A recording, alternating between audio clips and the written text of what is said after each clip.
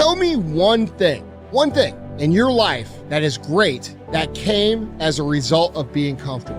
Most of us aren't defeated in one decisive battle. We are defeated one tiny, seemingly insignificant surrender at a time that chips away at who we should really be.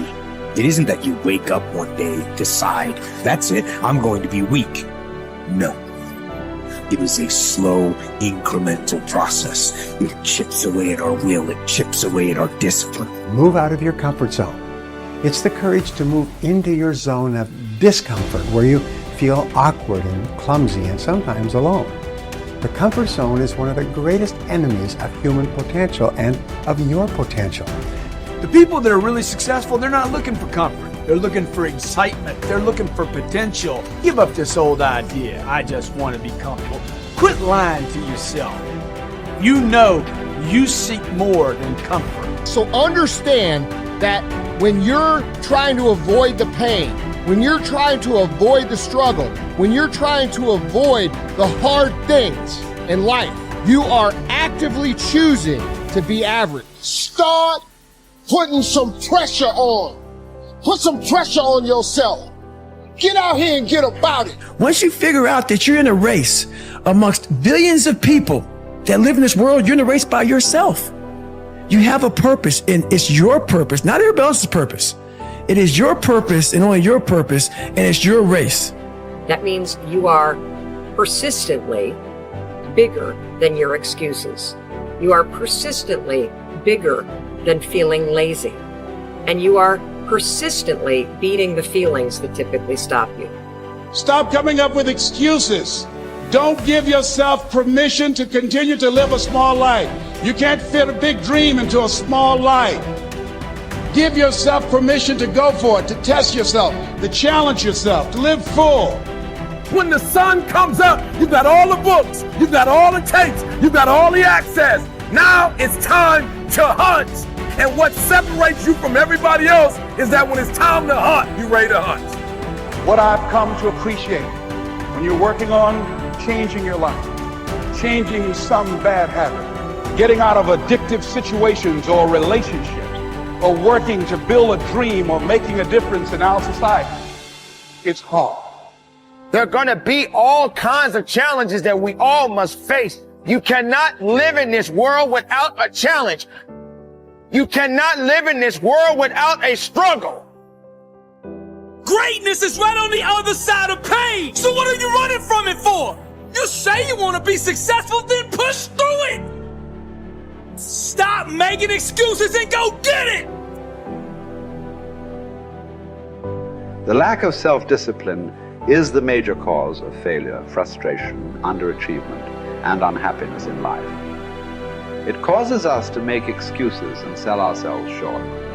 Perhaps the two biggest enemies of success, happiness, and personal fulfillment are first the path of least resistance and second, the expediency factor. The path of least resistance is what causes people to take the easy way in almost every situation. They seek shortcuts to everything. They arrive at work at the last minute and leave at the first opportunity. They look for get-rich, quick schemes and easy money. Over time, they develop the habit of always seeking an easier, faster way to get the things they want, rather than doing what is hard but necessary to achieve real success. The expediency factor, which is an extension of the law of least resistance, is even worse when leading people to failure and underachievement. This principle says people invariably seek the fastest and easiest way to get the things they want, right now, with little or no concern for the long-term consequences of their behavior. In other words, most people do what is expedient, what is fun and easy, rather than what is necessary for success. Every day, and every minute of every day, there is a battle going on inside of you between doing what is right, hard, and necessary, like the angel on one shoulder, or doing what is fun, easy, and of little or no value, like the devil on your other shoulder. Every minute of every day, you must fight and win this battle with the expediency factor and resist the pull of the path of least resistance if you truly desire to become everything you are capable of becoming. And then when you see people take on more responsibility and decide that they're going to aim up and confront their suffering honestly and forthrightly, that their lives get better and the lives of people around them get better too. And so that's very strange as well, because it also means that the pathway to less suffering is through suffering, right? And that would be hopeful if the world was constituted that way. It's like, well, there's suffering. How do you make it worse? Run away. How do you make it better? Confront it. Yeah, but it's suffering. It's like, yeah, but it's there. There it is. It's right there. It's a precondition for existence or something like that. And it's like you have something important to do as well. And you confront it, and that's the pathway to transcending it. We need to figure out, like, now, today, what is, the best way to live your life? What is there's got to be ways you can be putting forward the most positive energy. I mean, we know objectively what's causing pollution. We know objectively what's causing birth defects, and we're taking in too much chemicals and not enough vitamins. We know objectively all this stuff. We know how to organize our world, and yet we don't do it. We know how to organize our health, and yet very few people do it. We know all these things. The right path to being a happy, healthy person is to do all the shit that we already know you're supposed to do. Take care of your body, take care of your health, take care of your mind, your stress, meditate, be kind to people. We all know that. I mean, you ask anybody, they know how to get by and to be the most evolved version of you that you can be. I mean, it's not like a magical checklist. If you talk to people about it, you said, okay, here you got a person, you want to improve them, what are the things you're going to do to them? Okay, well, if I was a life coach, the first thing I would say is this guy's got to get on a diet that makes him healthy. I don't mean a diet just to lose weight. I mean just healthy foods in your body, many, many vegetables.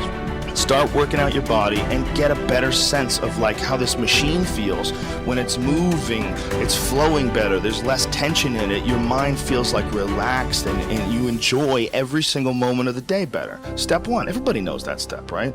What's step 2? Be cool to people. Be nice to as many people as you can. Smile at as many people as you can. Have them smile back at you. Tip well when you go to restaurants. Just do the most you can. Be as nice as you can and just still manage to not have people walk all over you. Just get through this life as nice as you can. The average human is capable of unbelievable improvement. That's the thing that's my superpower. I don't think I'm special. I just realized in looking at the science that humans actually are capable of this incredible amount of change.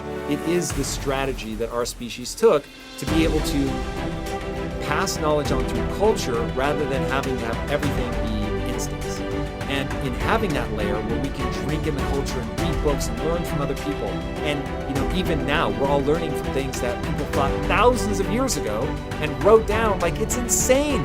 It travels through to you, and all of that wisdom stored in culture, so that as your parents are teaching you things, they're actually encapsulating a ton of the wisdom that is endured, whether it's endured from religion or books or whatever. You're bathed in a culture that is giving you all of this incredible information. And so recognizing how powerful and potent that is incredibly meaningful. But you have to understand that you have to allow yourself to believe that you can learn from that culture in the same way that everybody else can. And that's what you're designed to do.